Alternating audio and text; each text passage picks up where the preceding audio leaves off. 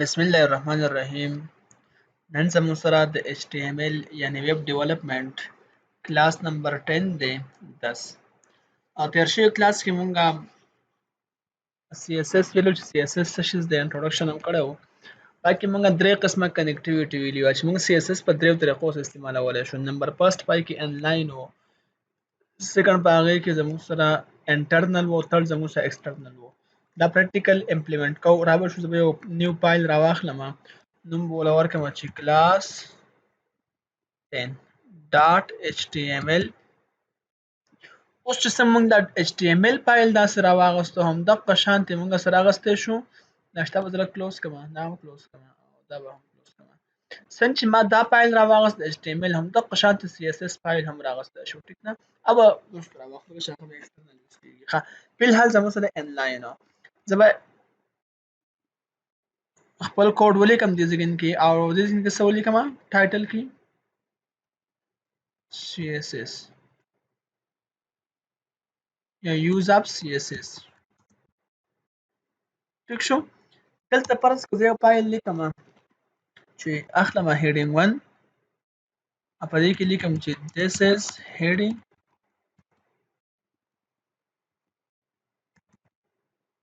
ټیک شو. دلته لاندې بیا یو پاراګراف اخلم P او په دې کې لیکم چې this is a paragraph. دا لیکل مې داسې وکړو. سرور به څه کړم؟ go live وکړم. راغی دا ټیک شو. this is heading او this is a paragraph. اوس وغواړم چې دلته زه څه یوز کړم دې ځای کې دا پاراګراف له زه کلر چینج کړم. زه به دلته کې راشم او زه به ورکړم سټایل. په کوم ځای کې چې هم سټایل یوز شوی نو مطلب دغلته CSS استعمال شوی دی. ښه، چې سټایل ورډ تاسو لیدل نو اټ مینز دا CSS یوز شوی دی. ښه، زه سټایل څه ورکوم؟ کلر ورکوم.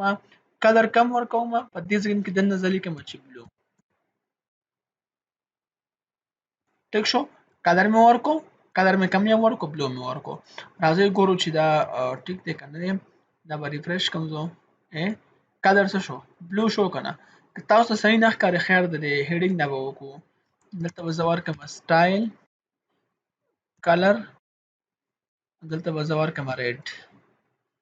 تاسو ته ښکاره شي ښه دې لپاره وګورئ ورته. کلر ریډ شو که نه؟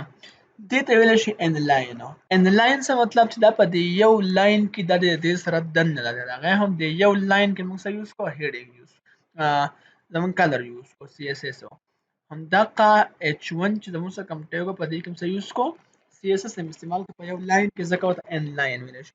خو زه تاسو ته دا نه یم چې تاسو دا یوز کوئ، ځکه دا وروسته پیچیده کېږي، ډیفیکلټ کېږي.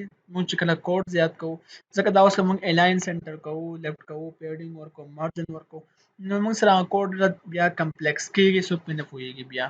نو دې وجې نه موږ څه یوز کوو؟ ایکسټرنل یوز کوو. ښه، ایکسټرنل دی. ښه، دا شو زموږ سره انلاین. او زه اوس ورکوم په دې ځای کې دلته زه لرې کوم واپسو انټرنل. بل زموږ څه شی و؟ انټرنل و. انټرنل ما تاسو ته ویل چې موږ باډۍ کې دننه اخلو. باډۍ دې ځای کې دی که نه؟ سوري، هیډینګ کې. په هیډ کې به دننه دا اخلو. ټیک شو؟ دلته به زه څه واخلم؟ زه به واخلم سټایل. سټایل سټارټ شو، سټایل کلوز شو. سټایل ځکه زموږ سره CSS دی. ښه، دې لپاره ما سټایل واخیستو. په دې ځای کې به زه اوس واخلم چې H1 ساینټکس داسې و که نه؟ H1 مې واخیستو، د هغې باډي واخیسته. دا څه شیز و؟ دا یې ساینټکس و داسې. اوس دې ځای کې زه اخلم چې کلر، او کلر څنګه ورکوم؟ ریډ. چا له مې کلر ریډ ورکو؟ هیډینګ له. ښه، هیډینګ 1 له. هیډینګ 1 دا دی زموږ سره، دا ټیګ دی که نه؟ دې له ما څه ورکو؟ کلر مې ورله ورکو ریډ. چک کوو. ریډ کلر خو خیر مخکې نه هم و، نو پته به نه لګي. زه به ورکړم پرپل.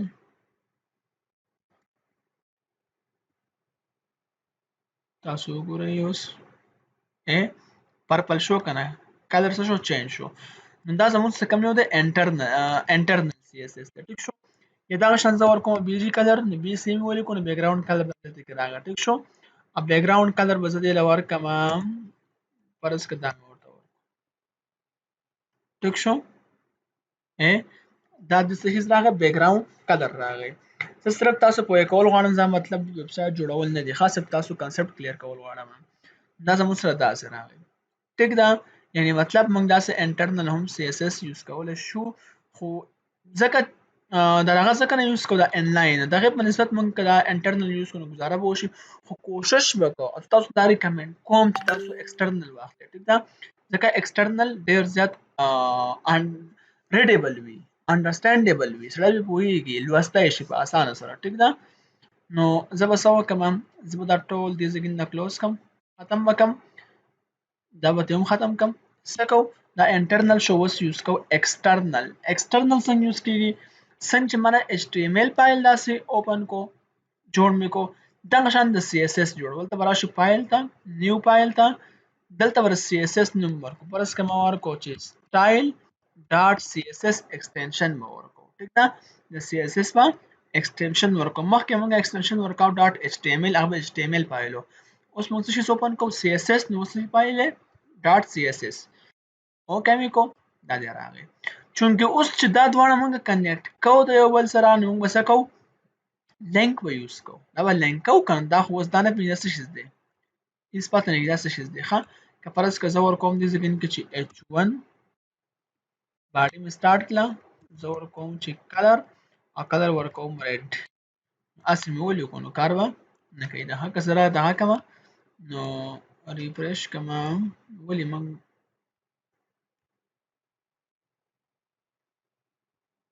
آلریډي ما دا یوز کړی دی ښه ده نه H1 کې خو نشته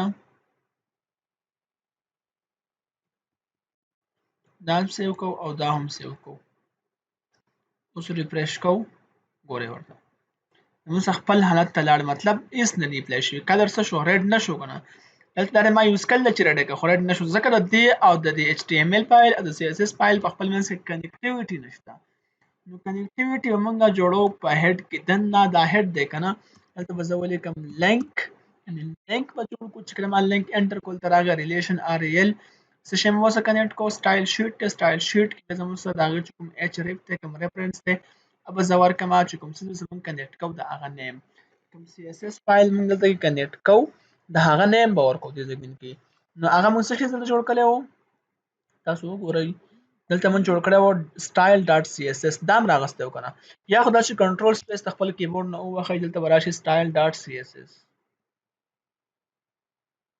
دا دی سټایل ډاټ سی اس اس داسې دا هم ورکولی شو یا به داسې وکړو چې دلته موږ وبې لیکو داسې چې سټایل خو سپیلنګ به ټیک لیکو ډاټ سی اس اس دا هم ټیک دی اوس ګورو ګورئ دا ریفریش کوم اوس ټیک شو ریډ شو که نه کلر چینج شو دا موږ کوم یو یوز کو ایکسټرنل دا د بهر هم یوز کو دا دلته په دې ځای کې بل فایل هغه څه دلته هم یوز کو د ایکسټرنل ویلی شي یو ښه طریقه دا ده ښه چې سی اس اس ځان نه وي ایچ ټي ایم ایل ځان نه وي پی ایچ پي ځان نه وي جاوا سکرپټ ځان نه وي دا ښه اپروچ دی ګډ ښه زه لیکم بي جي کلر بیک ګراوند کلر به زه ورکړم دی له فرض کول مې کو پرپل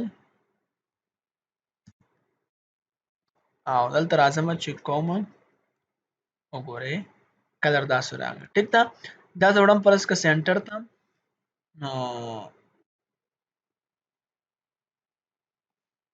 داسې کار کوم چې ټیکسټ الاین سینټر